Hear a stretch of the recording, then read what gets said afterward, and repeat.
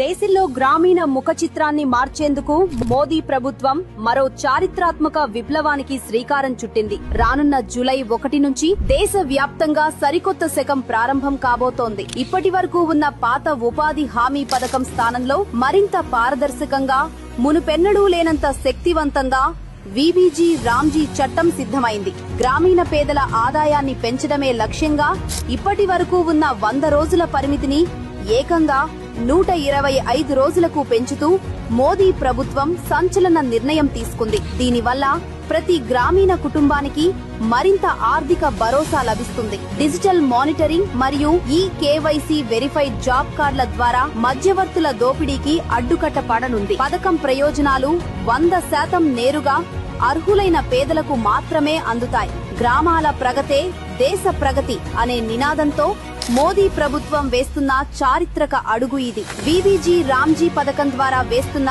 ఈ ఒక్క అడుగుతో దేశ గ్రామీణ ముఖ చిత్రమే సమూలంగా మారిపోనుంది.